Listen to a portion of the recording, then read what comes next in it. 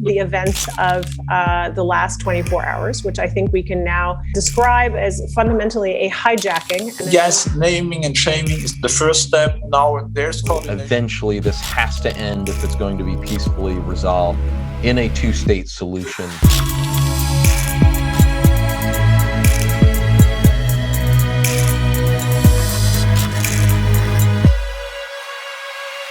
I think we can speculate that the actions taken toward the Ryanair flight that brought down this commercial airliner and ultimately ended with the removal of a Belarusian dissident by Belarusian authorities, as an overreach of state intervention and something that likely Russia will have known about. So because the reactions are still so necessary now, we have seen strong expressions of opposition, both from the American government and, of course, from different parts of not only the EU, but also of national governments. So I wanted to get both of your reflections on what do we do in this moment of urgency. This is the sort of Russian aggression that we have seen, whether it is Georgia 2008, Ukraine 2013, 2014. It just continues. And it is another reminder why you referenced that I'm a parliamentarian with with NATO PA. NATO is needed now, perhaps more than any time since 1991.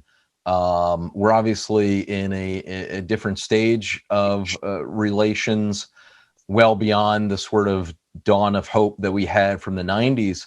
But after 4 years of, a very questionable U.S. commitment to NATO from the White House, although I would point out not from Congress, but from the White House, it's good to finally have the U.S. back as an active part in NATO. And, final point on this, it is in many ways, like in so many ways with this administration, it is back to the boring normal. It is making boring great again.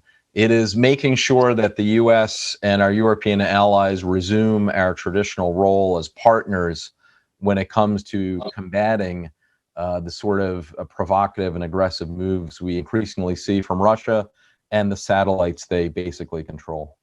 The first thing we have to do is to push back semantically and by naming and shaming who is responsible for this act of state terrorism. And I want to stress that this act cannot have been undertaken without the consent and probably the active support of the Russian government. It seems that 4 Russian citizens also got off the plane in Minsk, not only the persecuted journalist Roman Protasevich, but also 4 Russian citizens, which more or less, once again, implies Russian security forces in this kind of operation, special operation, so to say, and which once again gives Russia a plausible deniability for what they are doing in this kind of hybrid warfare, so to say.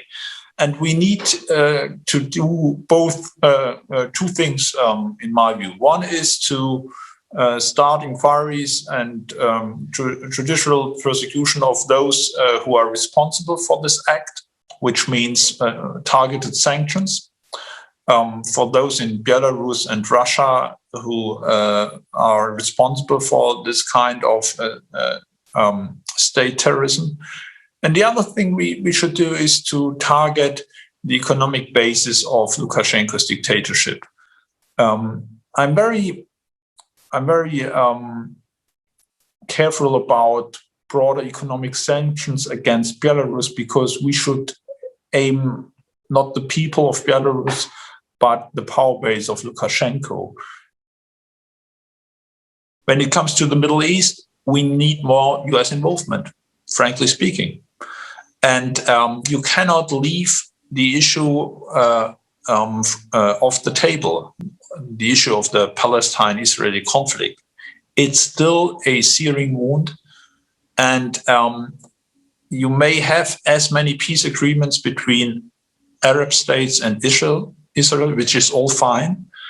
But you have to solve somehow this conflict sooner or later. And that's why it was very good that the Biden team and the special envoy took over and also pushed for a ceasefire.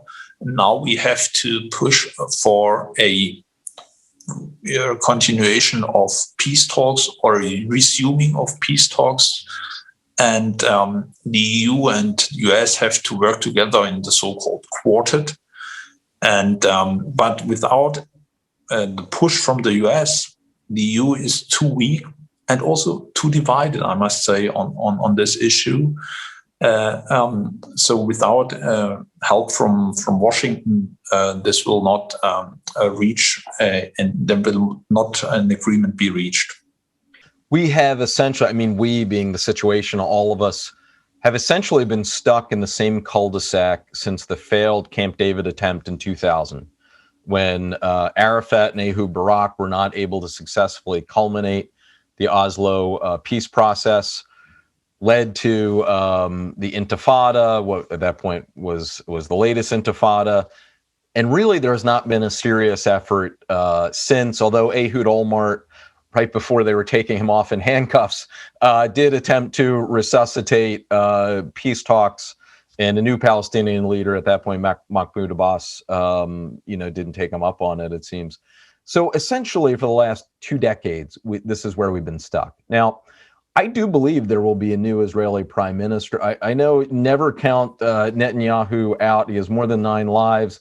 But it does seem from the latest reporting I was reading this morning from the Jerusalem Post, it does seem as if Naftali Bennett will join with Yamina, will join their own interesting coalition of the willing, basically the anti-Netanyahu coalition.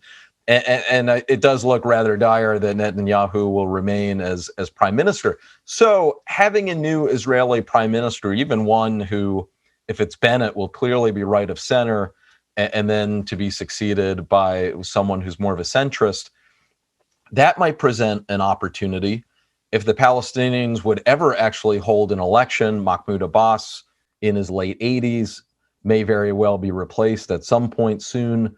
So that, combined with just how awful the 11 days were recently of fighting, that might present an opportunity that hasn't really existed for quite some time. The real tragedy is we all know eventually this has to end if it's going to be peacefully resolved in a 2-state solution. And obviously the closer and the quicker we can bring about that day, the better Israelis, Palestinians, and all of us will be.